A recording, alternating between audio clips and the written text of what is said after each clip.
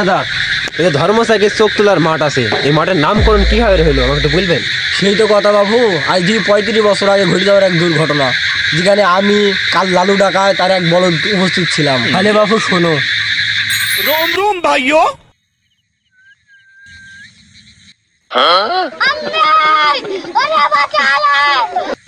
रोम रोम আমরা পাইপ পুঁতি পকাত পাকাত, আমরা হলাম চোখ তোলার ডাকাত। এই লালু ডাকাত কিনে আনছি, ঠিক মতন গেটআপও নিতে পারে না। আবে সালে, আরে উস্তাদের নতুন গেটআপ নিতে পারে না। আমার কিন্তু ঘুম আসছে, আমি বাড়ি যাবো। এই জিল্লো মাল দে।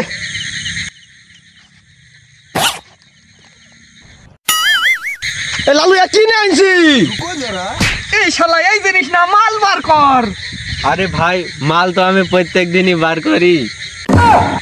এই শালা কাকে নিয়ে আলাম ডাকাইতি করতে, উস্তাদ তাই বইবিনি। समझ गया। দেখো লালু, তুমি এমন করলে তোমাকে করবো না, আর আমি আর চালু। শালা কোন ডাকাতের হাতে বনু?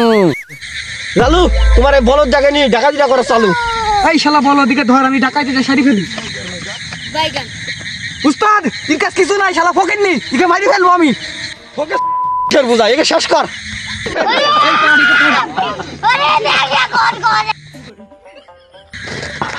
এই লেওড়ার কাজ কি মানছে করে?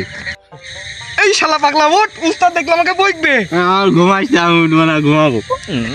উস্তাদ আসেন আসেন। এই লালু ধর, রীতি আবার ছোট কর দেল, তুই ওর চোখে মার দিল। रोम रोम भाइयों। উস্তাদ, আপনার নৌকা তো গন্ধ করছে কেন? আর বুঝলো না বাবা, একটু চুল কাছিল তো। আরে উস্তাদ যাই হোক, শুরু করেন। সালে, উস্তাদ আমার এই সোজা একটা বালিশ দিলে ভালো হইতো। এই লালু কিনে আনছি।